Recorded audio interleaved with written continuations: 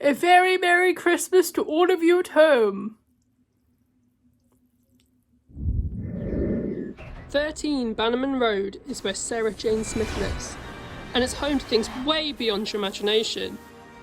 There's an extraterrestrial supercomputer in the wall, her son, a genetically engineered boy genius, a schoolgirl investigator across the road, and her adopted daughter from another world.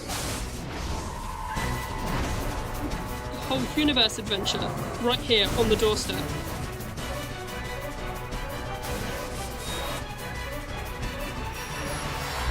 Ready? Always. It was the time of year where darkness drew in and the cold consumed everything. As we all huddled together inside for warmth, all except one street, Bannerman Road, it seemed no wintry chill could freeze our street, friends or family. Despite the weather being enough to make an ice warrior shiver, everyone was filled with Christmas cheer and excited for the holidays. I think I just got back from my first journalism course at Metropolitan Magazine. It had been a busy few months, but I was glad to be able to come back and spend time with my family and friends. And of course, the old gang, the Bannerman Road gang. There was Clyde, who trundled up the street pretending like he hadn't just been waiting for me to stroll up all along. Clyde had always pretended to act cool. It was part of his charm. He'd just got back from Marvel Comics, where he'd just signed his contract for them to publish his comic series, The Silver Bullet. Then there was Luke, who had had to walk because his boyfriend Sanjay and K9 had gotten stuck in traffic fighting a legion of the Dark Horde. Luke was very much the brainbox of the group, always the smartest in the room. He was made by the Bane to be the perfect human, while maybe had trouble settling in at first. Isn't that just part of everyone's childhood? Then there was Sky, who was hyperactive as ever, and more excited than any of us for the holiday. She sparked with enthusiasm and was overjoyed that we were all together again at last. So long that I feared that maybe we wouldn't be able to get along with each other in the way we'd used to be able to. We'd all seen so much of the world since we'd last been together that perhaps our perspectives would make us unable to relate to one another anymore.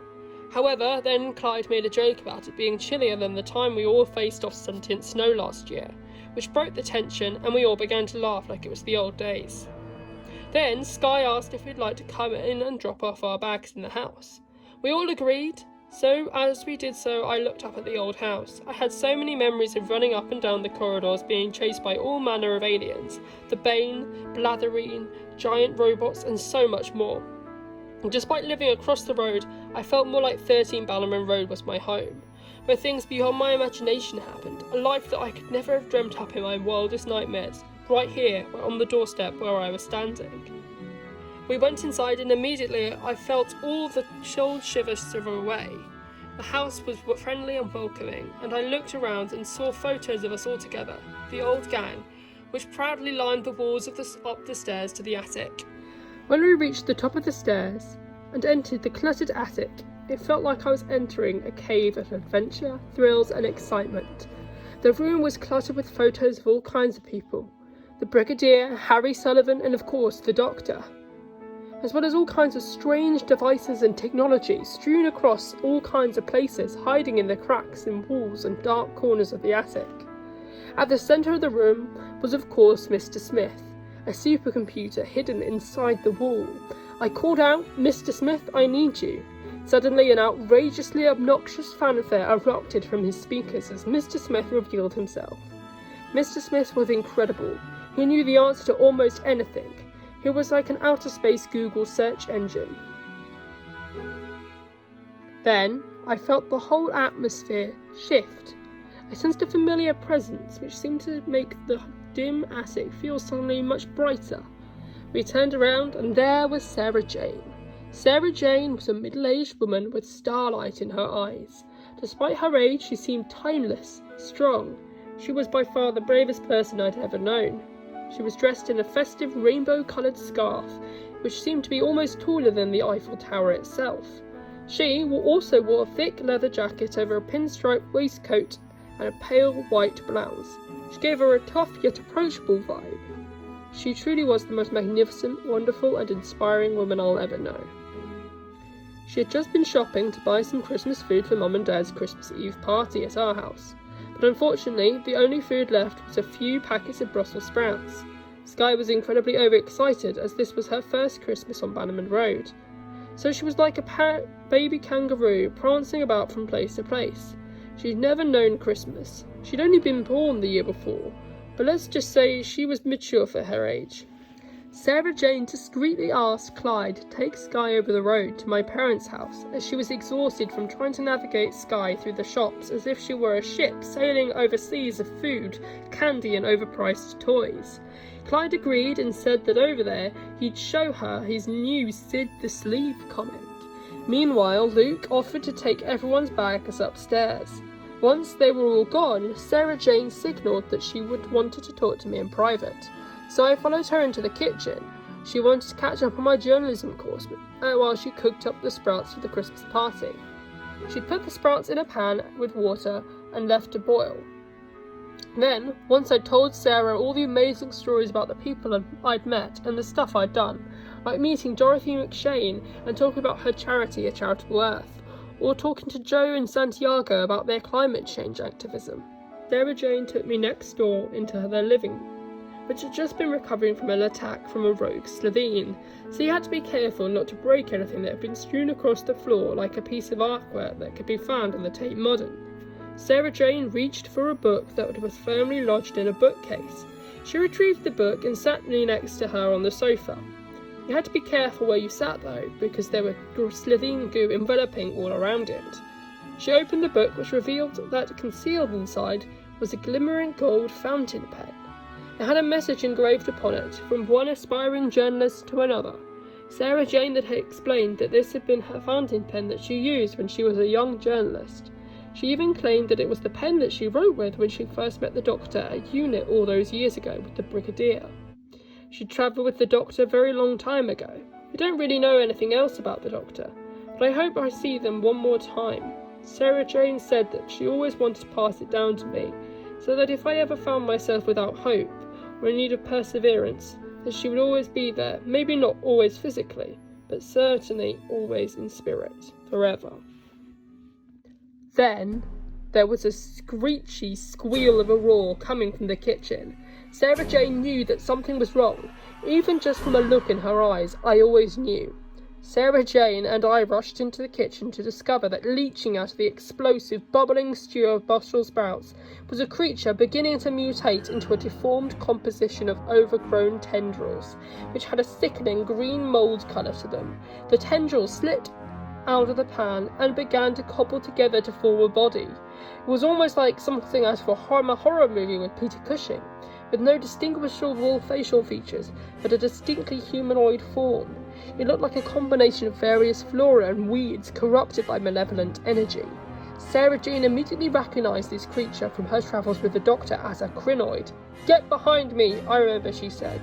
Sarah Jane had never hid from danger. She always went head first in to protect us. Sarah Jane whipped out her sonic lipstick, which shimmered in the light from the nearby lamp. With it, she aimed the sonic's energy at the gas stove, which immediately flared up like a vibrant SOS firework, lighting the kitchen like a bonfire. The crinoid had been hurt, but merely singed. It retaliated by stretching out one of its weedy tendrils for Sarah Jane and I, but I managed to duck with Sarah Jane just in time. "Run!" she yelled at the top of her lungs. She had said that a lot. It was exhausting, but I'll always miss the thrill and adrenaline of being chased by aliens, monsters and all manner of demon. We dashed out the kitchen and out the front door into Sarah Jane's front garden. We dashed then across the road to my house. "You've got to distract your parents," Sarah Jane told me. "I've got a plan, but I can't have Geeta and Haresh involved." Just as Sarah Jane said this, out walked my mum, followed diligently by my dad. "Oh, hi, Sarah," my mum said. She always forgot to say Sarah Jane's full name. This really triggered her, as only the Doctor was allowed to call her by her first name. I never knew why. "We're just popping down to Bloomin' Lovely. We've just had a late order of one of my mini Christmas trees." It was at this point that the crinoid smashed through the door of Sarah Jane's house like an angry walrus. It must have stumbled across Sarah Jane's Christmas tree, as it was now entangled in sparkly tinsels and shimmering baubles. It even had a glittering star topped on top of it, nestling like a sort of robin in a tree. Geeta immediately noticed this and said, "Oh, Sarah, is that your Christmas tree?" she said, pointing to the crinoid creature.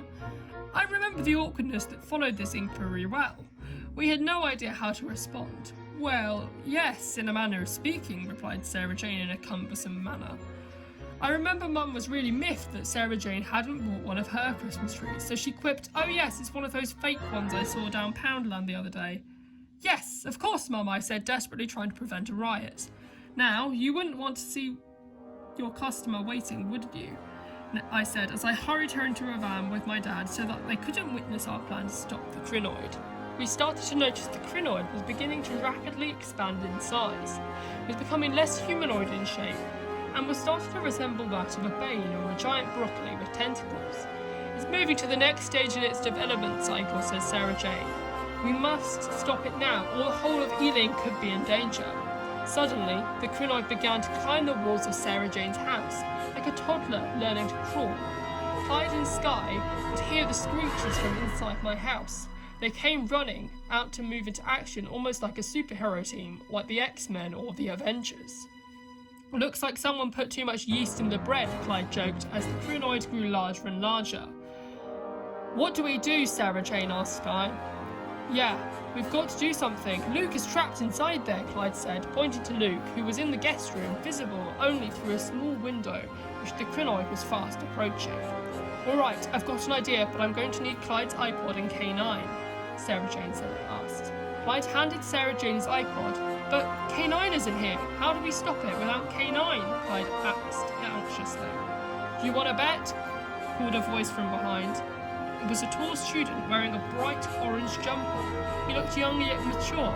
Sarah Jane recognised him from Skype calls. It was Sanjay. Following on behind him was the bringer of our salvation. K9 trundled forward. "Greetings, mistress," his tin-like robot voice declared. "K9, Sarah Jane said with immense joy. "Good to know I don't compare to a robot dog," said Sanjay, miffed that he'd been ignored. "Yeah, sorry, we're in a bit of a situation, but we really need K9, Clyde explained to Sanjay, whilst pointing to the crinoid creature, which had been leeching onto the house. "All right, I can see why now," Sanjay replied. "Right, now we've got K9, what are we going to do? Scare it off with Justin Bieber music?" Clyde asked Sarah Jane sarcastically. "Crinoids are sensitive to high-pitched noises. With K9, I may be able to increase the volume and pitch to stop it," Sarah Jane explained as she plugged K9 into Clyde's iPod. "Great. So what you're really saying is we're going to stop it with Catherine Jenkins," Clyde replied. I looked up to the creature. It was fastly approaching Luke. If we were going to do this, we had to do it now. "Right, now K9, commanded Sarah Jane. In an instant there was a loud outburst of noise which encompassed the entire street. However, a much more deafening scream of agony cancelled out even that. Sky was shrieking in intense torment. She was sensitive to electrical signals, so she was able to sense every bit of the crinoid's fear and agony via electrical signals from the crinoid's brain. Sarah Jane was made aware of this immediately, and without a moment of hesitation, she made sure K9 ceased all noise at once. At this point, Sky was crouched on the ground in despair. She could sense every spark and flame of pain felt by the crinoid. It was more than she could bear. Similarly, the crinoid was on the floor in a ball of suffering. Luke, who had definitely heard the blaring noise, came running down to see the crinoid, but immediately ran over to his sister, who he could see was distressed. Sarah Jane had already given a warm hug to Sky, but she was then joined by Luke, as he came to pass comfort on to her. It was now that I noticed the crinoid was using Sky to communicate through the electrical signals through the pain, emotion and loss it felt. It created a sort of bond between them. "Sky? Sky? Can you hear me?" Sarah Jane asked at last.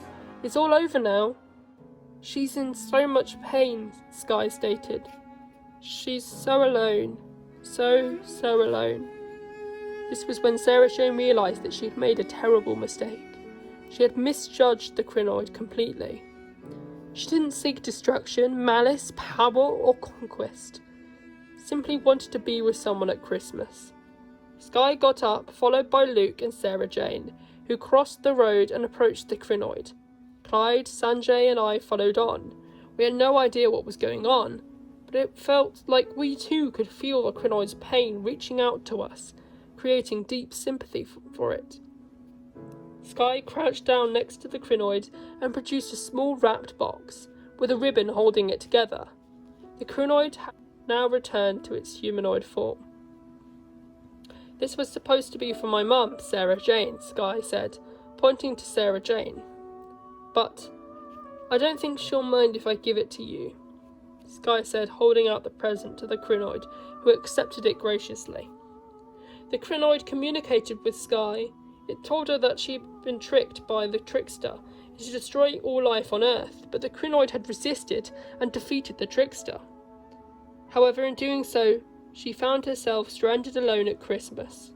Clyde knew exactly what we all needed to cheer up the crinoid and ourselves. We all had the same idea. It was time to start the party. We all went over to my house and blasted Christmas hits at full volume and sang along outrageously to them. Then, when Mum and Dad got back, Luke and Sanjay explained that the crinoid was in fact part of their science project for their degree. Mum and Dad, being as gullible as they were, accepted it and joined in the festivities. Later, Maria and Alan Skyped us from Washington. As we talked, laughed and reminisced about the old days, the Bannerman Road gang. You know, sometimes, if I close my eyes, I'm still there. Sarah Jane next to me, full of life and happiness. Everything as it was. Mad, crazy, but absolutely wonderful. But all good things come to an end. The Skype call ended. Luke and Sanjay left with K9 hand in hand as they drove back to Oxford together. Clyde went to spend Christmas with his mum Carla, and even Sky went to bed, till it was just me and Sarah Jane. I hugged her that night so long. I didn't want it to end. I wanted to stay there forever, but times change, and so did I. You know, sometimes I wonder just how much has my life changed without Sarah Jane. I went back to Bannerman Road. It's not as warm there as it was. It's almost like since she died, the cold had won its war against its inhabitants. Despite the cold, I'm living still with hope and happiness and adventure. But nevertheless, I'd do anything to see her just one more time. She was more than just my idol. She was my family, and the best person I will ever know. She was Sarah Jane Smith. The golden fountain pen that Sarah Jane had gifted her all those years ago. I smiled, thinking of the adventures she'd once had. She thought of Sarah Jane, of course, the doctor, Mr. Smith, Clyde, Luke, Sanjay, Sky, Maria, everyone. There was a photograph on her desk from that day, that balmy last Christmas on Bannerman Road, with Sarah Jane at the epicentre.